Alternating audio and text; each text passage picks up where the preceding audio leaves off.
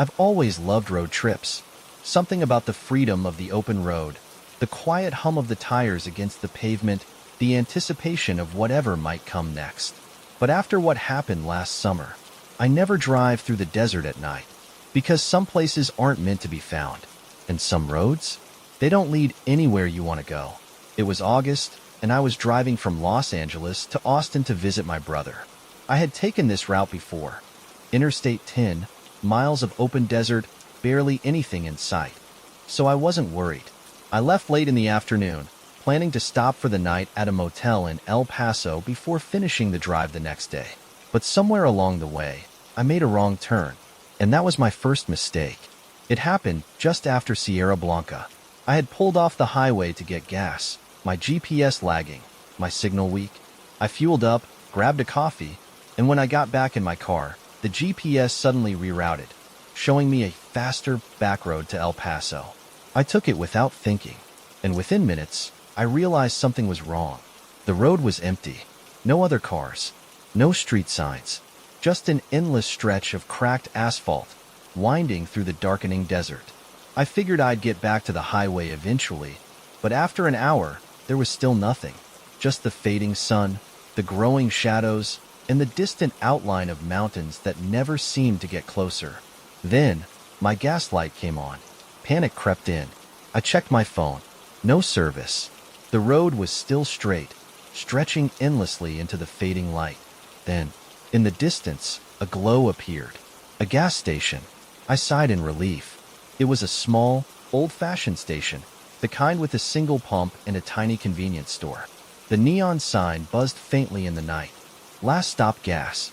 No brand. No town name. Just those 3 words. I pulled in, turning off the engine. The place looked abandoned. The windows were dark, the pump rusted, the air too still. But I didn't have a choice. I stepped out, the desert wind cold against my skin, and reached for the pump. Then I noticed it. The station door was open. Just a crack, like someone had been waiting. I hesitated. Then, finally, I called out, "Hello?" No answer. Just the distant howl of the wind through the empty desert. I walked toward the entrance, peering inside. The store was dimly lit, flickering bulbs buzzing faintly overhead. Shelves of expired snacks lined the walls, a dust-covered register sitting at the counter. And in the farthest corner, a man stood completely still. I nearly screamed. He was tall, dressed in an old gas station uniform, his back turned to me. His head was tilted, like he was listening. I cleared my throat. "Hey, is the pump working?" No answer. Not even a flinch. Then, the radio behind the counter crackled to life. A deep, hollow voice whispered, "You should leave." My chest tightened. I turned back toward the door, and that's when the attendant moved. Not a normal movement. A snap, like his entire body had just jerked into place. And then, finally, he turned around. His face. It wasn't right. His skin was cracked and dry, like it had been left in the sun for too long. His eyes were empty, black pits that reflected nothing. And his mouth. It was stitched shut. My heart slammed against my ribs. I backed toward the door, my hands trembling. Then, the lights went out. The entire gas station plunged into darkness. And from somewhere inside the store, I heard them. The footsteps. I ran. I didn't think. I just bolted for my car, slamming the door shut, fumbling with the keys. The store was completely dark now, but inside, I could still see him, standing in the shadows, watching, waiting. I turned the key. Nothing. The engine wouldn't start. My hands shook, my breath coming in short, panicked gasps. I tried again, and again. Then, a slow, rhythmic tapping came from the window. I turned, and my blood ran cold. He was right there, his face pressed against the glass, his eyes locked onto mine. Then, slowly, his lips began to move. The stitches on his mouth snapped open, one by one, and in a voice that sounded like the wind itself, he whispered, "No one ever leaves." The engine roared to life. I slammed the gas. The car screeched backward, the tires skidding against the dirt. I didn't look back, didn't stop. I just drove. I didn't see another car for miles. When I finally reached the highway, I pulled into the first gas station I found, my entire body trembling. I rushed inside, barely able to breathe. The attendant, a young woman, gave me a strange look. "You okay?" she asked. I swallowed, trying to steady my voice. There was another gas station, a few miles back. I stopped, but the guy... She frowned. "There's no other station out there." My heart stopped. I shook my head. "No, I saw it. The sign said last stop gas." Her face palmed. "Then, quietly," she said, "that place burned down 30 years ago." I left my car at the station, took a bus home the next day, and to this day, when I drive past an old gas station, I feel it. That same cold wind, that same stillness, like something is still out there, waiting for the next traveler who runs out of gas.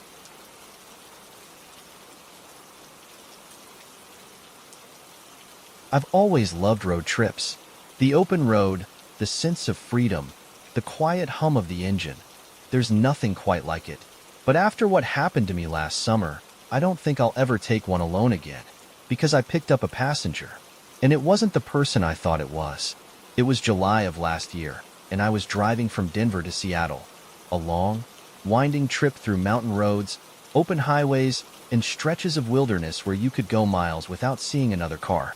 I left early in the morning, planning to knock out as many miles as possible before stopping for the night. Everything was fine until I hit northern Idaho, somewhere near the Coeur d'Alene National Forest. That's when my gas light came on. The next exit took me to a tiny roadside gas station. One of those ancient ones with a single pump, flickering lights, and a shop that looked like it hadn't been updated since the 80s. I pulled in, filled up, and decided to grab a snack inside. That's when I noticed him.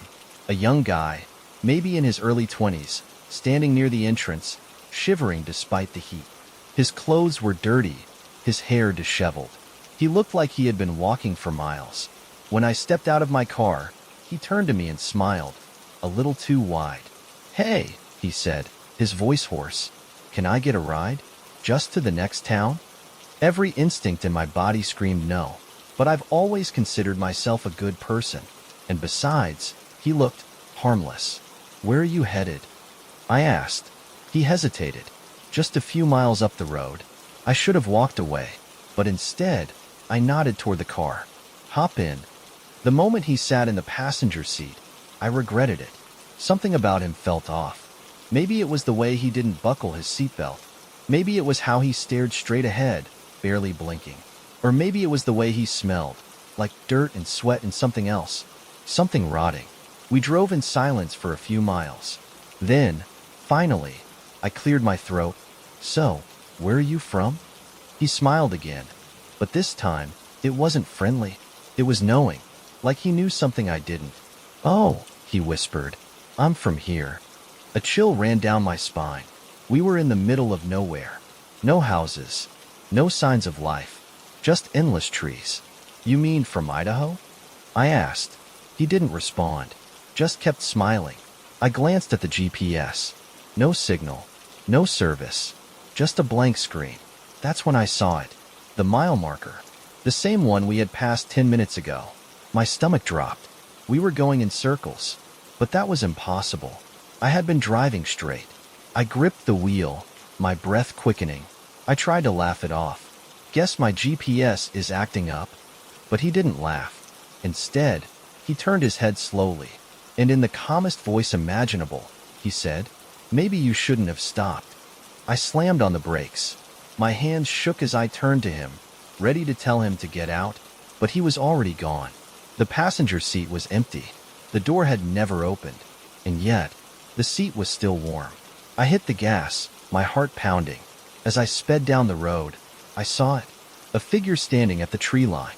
Not moving, not waving, just watching. When I finally reached a motel, I locked my doors and checked the passenger seat again. There was something on the fabric, a dark stain, like someone had been sitting there for a very, very long time. I scrubbed at it until my hands ached. But no matter what I did, the stain never faded. And sometimes, when I'm driving alone at night, I feel it. That empty seat next to me. Still warm. Still waiting. There's something unnerving about driving down an empty highway in the middle of the night. No cars, no lights, just the road stretching endlessly ahead, swallowed by darkness. I used to find it peaceful, but after what happened last fall, I never drive at night anymore, because I saw something in my rearview mirror, and it saw me too. It was October, and I was driving home from my sister's wedding in Arizona, making my way back to Texas. I had planned to split the drive over 2 days, but at some point, I got impatient. I figured, why not keep going? Make the trip in one shot. It was late, close to midnight, when I hit a long, deserted stretch of highway. Nothing but flat desert, an empty road, and the occasional flickering mile marker. At first, it was fine. The quiet, the hum of the engine, the way the stars stretched across the sky. Then, my headlights flickered. It lasted half a second, maybe less. A tiny glitch, like the bulbs had momentarily dimmed. But it was enough to make my pulse quicken. I flicked them off and on again. They seemed fine. Probably just my imagination, right?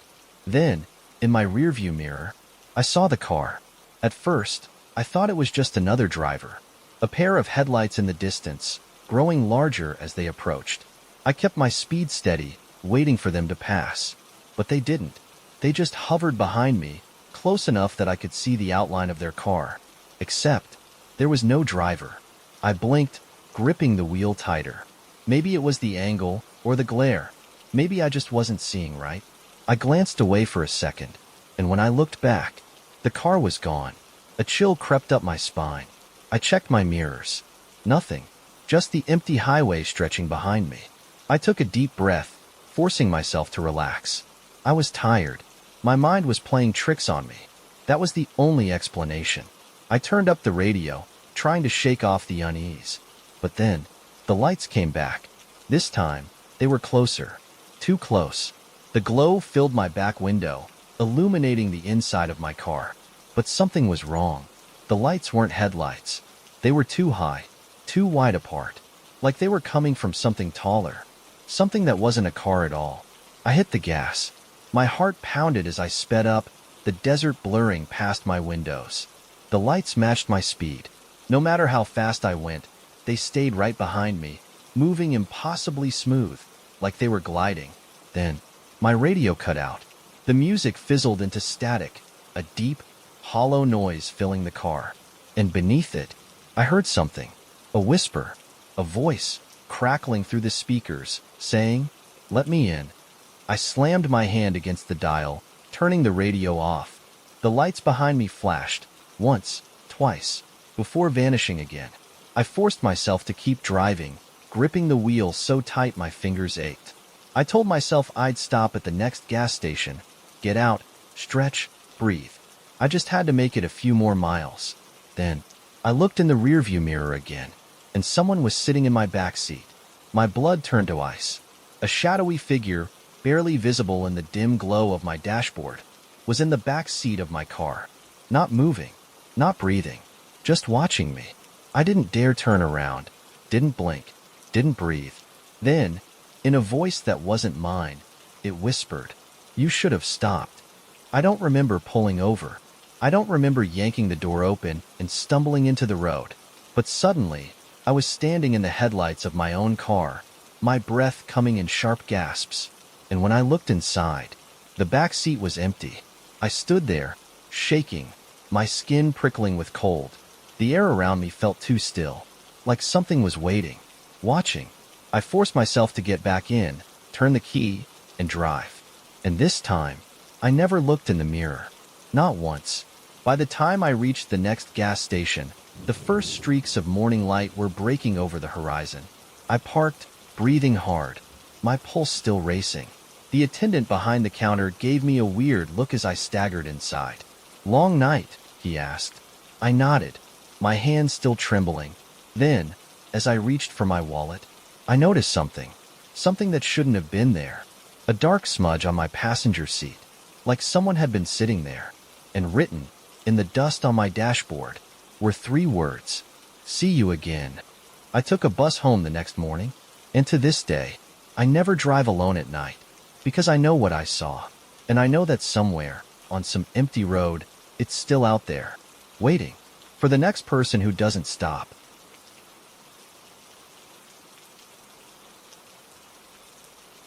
Long road trips don't bother me. I've driven across the country more times than I can count. Hours on the highway, music playing, nothing but the open road and my thoughts. But that trip? That was the last time I ever traveled alone, because I checked into a motel that didn't exist. And when I checked out, something came with me. It was early September, and I was driving from Oregon to Nebraska for a work conference. I had planned the trip out carefully, mapping out my stops along the way, making sure I had decent places to sleep each night. Everything went fine for the first 2 days. Then, on my third night, something changed. Because somehow, I ended up on a road that wasn't on my map.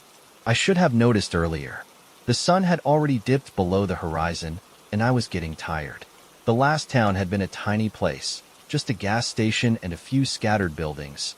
But I had been sure another town was coming up soon. Then I looked at my GPS, and the screen was blank.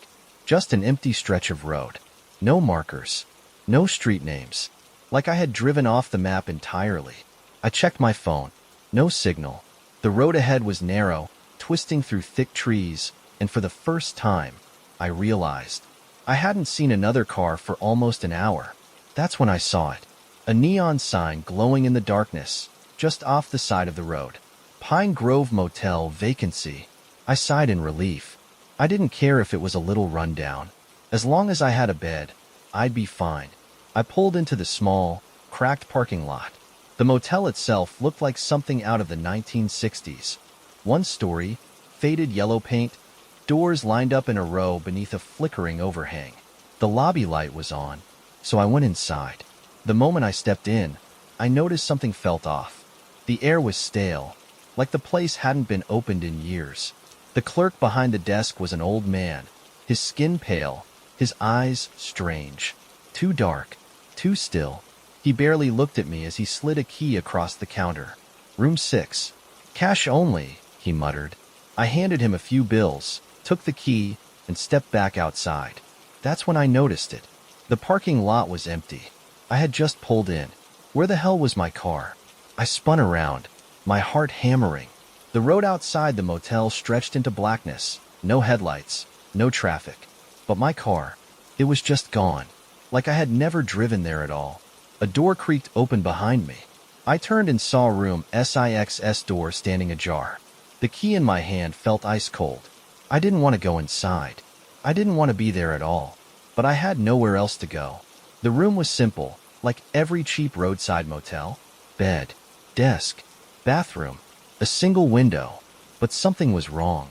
The air smelled wet, like damp wood and mildew. And when I flicked the light switch, the lamp flickered on. So did the TV. The screen was nothing but static. I grabbed the remote, flipping through channels. All static. Until a blurry image appeared. Not a show. Not a movie. It was a live feed. Of my room. I froze. The screen showed the exact angle I was standing in, but something was wrong. In the reflection of the TV, there was a man standing behind me. I spun around so fast I nearly fell. But the room was empty. Just me. Just the flickering light. Just the sound of static buzzing from the screen. Then, the bathroom door creaked open. I didn't move. Didn't breathe. A shadow stretched across the floor, long and twisted, shifting like it didn't belong to a person at all. Then, from the darkness, a whisper. You shouldn't have checked in. I bolted. Didn't bother grabbing my bag. Didn't turn off the light. Just ripped the door open and ran into the night. The motel lot was empty. No cars. No clerk at the desk. No neon sign. Just black trees and a dead, silent road. I ran down the road for what felt like hours, my breath coming in ragged gasps. Then, headlights appeared in the distance. A truck slowed beside me. The driver, an older man, leaned out the window. Hey, what the hell are you doing out here? I stammered, pointing back toward the motel. But when I turned around, there was nothing there. Just an empty clearing. No buildings. No signs. No road leading in. Like the motel had never been there at all. The truck driver gave me a ride to the next town. I barely spoke. I didn't know how to explain what had just happened. When we reached a real motel, one that actually existed, I checked in and locked the door behind me. I barely slept, because even now, when I turn on the TV in a dark room, sometimes, just for a second, I see that static, and behind me, a shadow waiting to check out.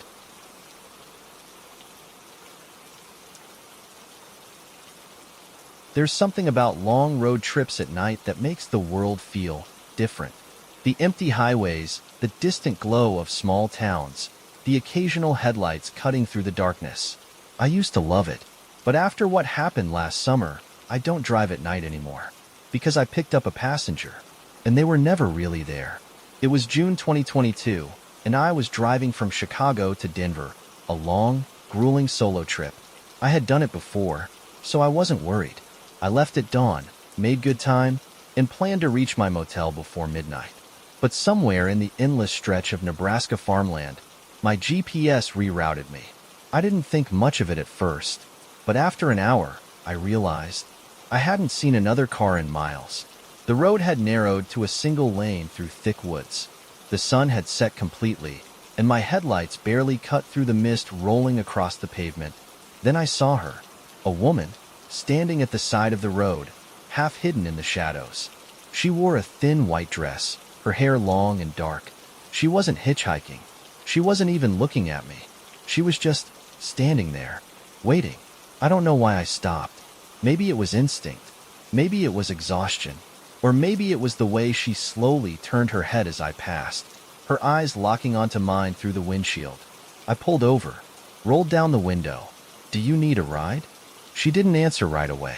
Then, after a long pause, she nodded. I unlocked the door. She got in. I don't know what I was expecting. Maybe a thank you. Maybe an explanation. But she just sat there, completely still, staring straight ahead. Her skin was cold, like she had been standing in the rain for hours. I cleared my throat. "So, where are you headed?" She didn't respond. She didn't move. She just smiled. And in that moment, my headlights flickered. The road seemed darker, the trees taller. I suddenly felt like I had been driving for hours, but my GPS still said I was on the same road. And then, in a voice barely above a whisper, the woman finally spoke. "Don't stop driving." A chill raced down my spine. Something about the way she said it. It wasn't a warning. It was a command. I tightened my grip on the wheel, my breath shaky. Then I saw them. Figures standing along the road. More of them, dressed the same way. Still, silent, watching. I swallowed hard. "Do you know them?" I asked. The woman didn't answer, just tilted her head slightly, still smiling. Then she whispered, "You should have kept going." I slammed the gas. My car roared down the road, tires skidding on the damp pavement. The figures in the trees vanished into the mist as I passed. And then, she started laughing. It wasn't normal laughter. It was too loud, too distorted, like multiple voices layered over each other. I made the mistake of looking over. Her eyes were completely black. Her smile was too wide.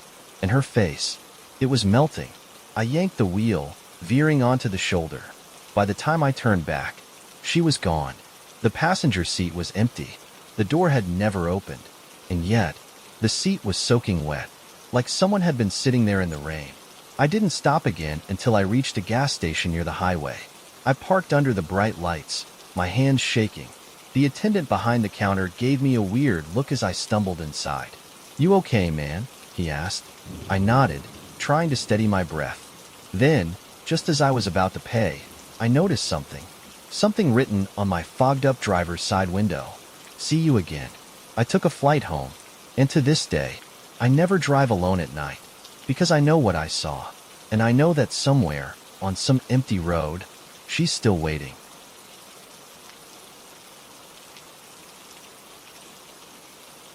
I've taken a lot of road trips in my life. I love the open highway, the endless possibilities, and the strange little towns that you stumble across along the way. But last summer, I found a town that shouldn't have existed, and when I left, something came with me. It was July, and I was driving from Texas to Montana to visit an old friend. I had planned my route carefully, booking motels along the way, making sure I wouldn't have to sleep in my car. Everything was fine for the first 2 days. Then, somewhere in Wyoming, things got weird. I had been driving for hours, my playlist looping, the sun dipping low on the horizon. I knew I needed to find a place to stop soon, but my GPS had lost signal miles ago. That's when I saw the sign. A big, old-fashioned green highway sign, the kind with peeling paint and faded letters. It read, "Welcome to Brighton, next exit." I hadn't seen Brighton on my map. I hadn't passed any billboards for it. But at that moment, I was exhausted, and the idea of a small-town motel and a hot meal sounded too good to pass up. So, I took the exit. That was my first mistake. The road into Brighton was narrow, lined with tall trees that blocked out most of the fading daylight. I drove for what felt like miles, but I never saw the town. No gas stations, no restaurants, just an empty road and the distant glow of streetlights ahead. Then, finally, I saw buildings. Small houses, a gas station, an old-fashioned diner with a neon sign buzzing faintly in the night. A single motel, its vacancy sign flickering red. It looked normal, but something felt off. I pulled into the motel lot, parked, and stepped out of my car. The air was too still. The streets were empty. No other cars. No people.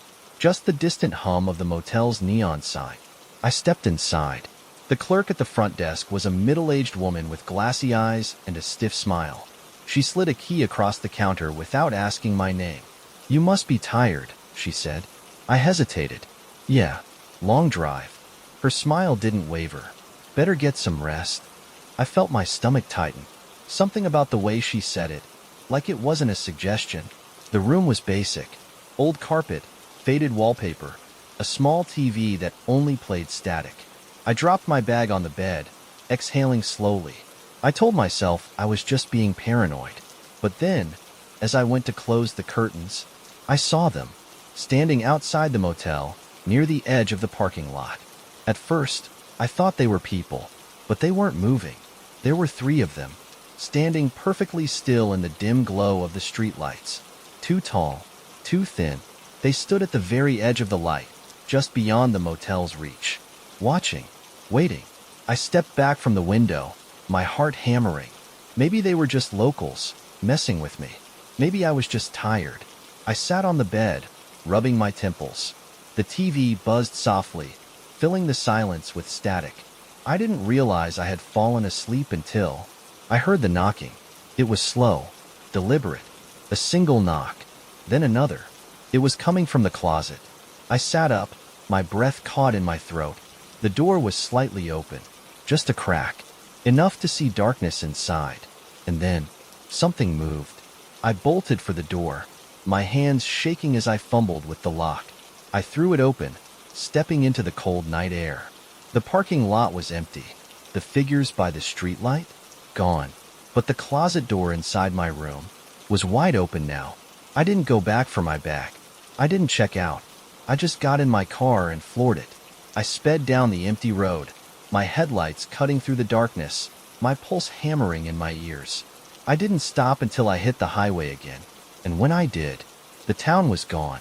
No exit sign, no Brighton, no motel, just an empty stretch of road, like it had never been there at all. The next morning, I stopped at a gas station and asked the clerk about Brighton. She frowned. "There's no town called Brighton around here." I shook my head. "No, I was just there last night. Stayed at the motel." Her face palmed slightly. "You stayed at the Brighton motel?" she whispered. My stomach dropped. "Yes." She looked at me, her expression unreadable. Then, quietly, she said, "That place burned down 40 years ago. I don't take back roads anymore. I don't trust small towns that appear out of nowhere. And sometimes, in the middle of the night, when I look in my rearview mirror, I see the motel key, still sitting in my cup holder, like the town is waiting for me to come back."